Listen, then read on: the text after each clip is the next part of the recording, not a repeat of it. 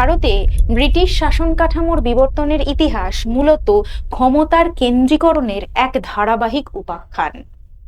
সাম্রাজ্য প্রতিষ্ঠার তাগিদে কখনো বা সময়ের তাগিদে এই শীর্ষ ক্ষমতা থেকেছে বাংলার গভর্নর জেনারেলের হাতে, কখনো বা ভারতের গভর্নর জেনারেলের হাতে, আবার কখনো ভাইসরয়ের হাতে। Hello students, welcome to BSACI.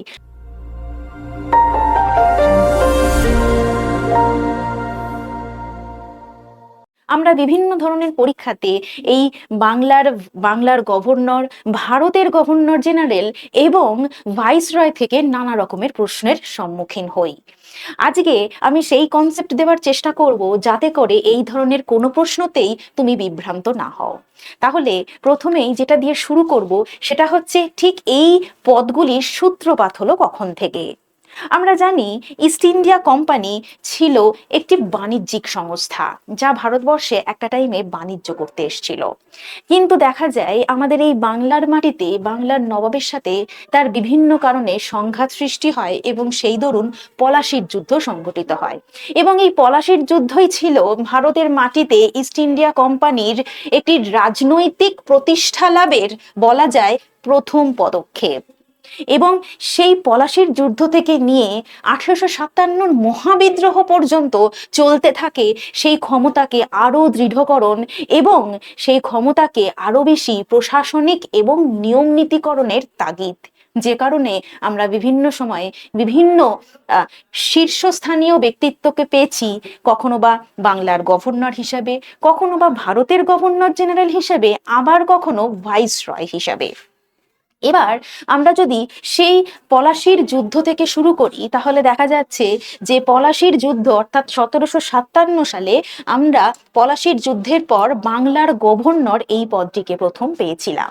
আমরা 1773 কি দেখছি? 1773 দেখছি এই বাংলার গভর্নর পদটি পরিবর্তিত হয়ে গেল বাংলার গভর্নর জেনারেলে, এবং আগে যেখানে 3টে প্রেসিডেন্সি প্রাধান্য পেত সেখানে দেখা যাচ্ছে বাংলার গভর্নর জেনারেল পদটি অধিক গুরুত্বপূর্ণ হয়ে উঠল। এরপরে আমরা দেখলাম 1833-এর চার্টার অ্যাক্ট, যেখানে আমরা এই বাংলার গভর্নর জেনারেলকেই পরিবর্তিত হতে দেখলাম ভারতের গভর্নর জেনারেলে, এবং 1857-র মহাবিদ্রোহের পরে আমরা যেটা দেখছি এই ভারতের গভর্নর জেনারেল পদটি কিন্তু পরিবর্তিত হয়ে গেল ভাইসরয়। এবার পুরো ঘটনাটা আমরা শুধুমাত্র সময়ের হিসাবে না, ঘটনার হিসাবেও দেখব। তাহলে শুরু করি আরো একবার, কবে এবং কেন এলো এই পদগুলি। 1757 সালে যখন পলাশির যুদ্ধে ইস্ট ইন্ডিয়া কোম্পানি জয়লাভ করলো তখন আমরা দেখলাম এই গভর্নর অফ বেঙ্গল এই পদটির সূচনা হলো, এবং এই পদে যিনি প্রথম বসলেন তিনি হলেন Robert Clive. East India company বাংলায় প্রভাব বিস্তার শুরু করলো এবং তখন বাংলা, মাদ্রাজ এবং মুম্বাই এই 3টে প্রেসিডেন্সির কিন্তু অবস্থান আমরা দেখতে পাচ্ছি, এবং 3টে প্রেসিডেন্সিতেই আলাদা আলাদা প্রধান ছিল যাদেরকে বলা হতো গভর্নর। এবার চলে আসি পরবর্তী অংশে, অর্থাৎ সালটা এসে গেল 1773। 1773 সালে বিখ্যাত রেগুলেটিং আইন পাস হলো। আমরা দেখছি এই পর্বে কোম্পানি তার কর্মচারীদের দুর্নীতি রোধ করার জন্য 3টি প্রেসিডেন্সির মধ্যে সমন্বয় ঘটাতে চেষ্টা করলেন এবং এই 3টি প্রেসিডেন্সিকে একজন মানুষের দায়িত্বে রাখার কথা ভাবলেন, যে কারণে বাংলার গভর্নর, শেষ যিনি গভর্নর ছিলেন ওয়ারেন হেস্টিংস, তিনি কিন্তু দেখলেন যে তার পদোন্নতি হচ্ছে এবং ওয়ারেন হেস্টিংসই হয়ে গেলেন প্রথম বাংলার গভর্নর জেনারেল, অর্থাৎ 3টে প্রেসিডেন্সি কে মিলিয়ে একটি মাত্র গভর্নর জেনারেল, প্রথম বাংলার গভর্নর জেনারেলকে ওয়ারেন হেস্টিংস। এবার পরবর্তী অংশ, সেটা হচ্ছে 1833 সাল। 1833 সালে কি হলো? ব্রিটিশরা এই 1833 সালের মধ্যেই ভারতবর্ষের অধিকাংশ অঞ্চলগুলিকে জয় করে ফেলেছে। তাদের ক্ষমতা অনেক বেশি বেড়েছে এবং ইস্ট ইন্ডিয়া কোম্পানি তার বাণিজ্যিক অধিকার পুরোপুরি বন্ধ করে সেটিকে একটি প্রশাসনিক সংস্থায় পরিবর্তন করতে চাইছে। তাই এই সময়টা ছিল অত্যন্ত গুরুত্বপূর্ণ, এবং তাই আমরা দেখলাম যে সেই পদের অর্থাৎ বাংলার গভর্নর জেনারেল পদেরও কিন্তু পরিবর্তন আসছে। যে বাংলার গভর্নর জেনারেল পদের শেষ যিনি ব্যক্তিত্ব হিসেবে ছিলেন তিনি ছিলেন লর্ড ওয়ারেন হেস্টিংস। এবং দেখা যাচ্ছে যে আমরা এই পদে এবার পরিবর্তন দেখছি, যেখানে 1833 সালের চার্টার অ্যাক্টের মাধ্যমে দেখা যাচ্ছে যে ব্রিটিশ ভারতের প্রশাসনিক এবং আইনি ক্ষমতার কেন্দ্রীকরণের জন্য পদটির নাম পরিবর্তন করা হচ্ছে এবং সেই পদটি হয়ে গেল ভারতের গভর্নর জেনারেল। এই উইলিয়াম বেন্টিংই হয়ে গেলেন এই পদের প্রথম অধিকারী। এরপরে আমরা দেখছি আরো একটি পরিবর্তন 1858 সালে। 1857 সালে অর্থাৎ ঠিক এক বছর আগে হয়ে গিয়েছে মহাবিদ্রোহ, এবং সেই মহাবিদ্রোহে আমরা দেখেছি যে মুঘল সম্রাট দ্বিতীয় বাহাদুর শাহ জাফরের নির্বাসন হয়েছে এবং বলা যায় ইস্ট ইন্ডিয়া কোম্পানি কিন্তু জিতে গেছে, আমরা হেরে গেছি।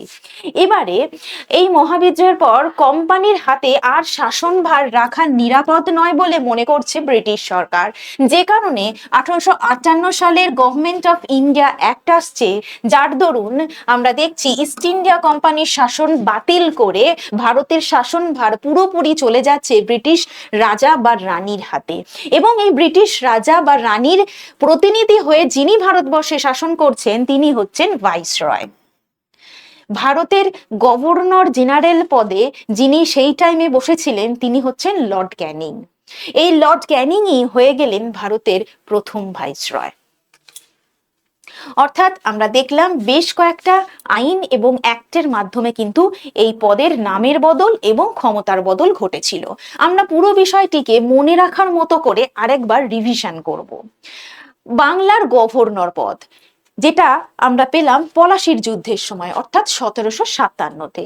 এই পদের প্রথম যিনি অধিকারী তিনি কে? Robert Clive. এবং এই পদের যিনি শেষ অধিকারী ছিলেন তিনি ছিলেন ওয়ারেন হেস্টিংস।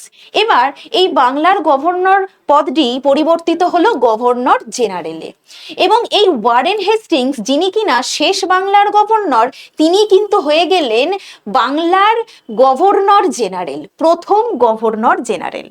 আবার এই বাংলার গভর্নর জেনারেল পদে যিনি শেষ বসেছিলেন অর্থাৎ লর্ড উইলিয়াম বেন্টিং তিনি কিন্তু আবার পরবর্তী পদের প্রথম অধিকারী হলেন, যেটা কিনা ভারতের গভর্নর জেনারেল, অর্থাৎ ভারতের প্রথম গভর্নর জেনারেল হয়ে গেলেন লর্ড উইলিয়াম বেন্টিং।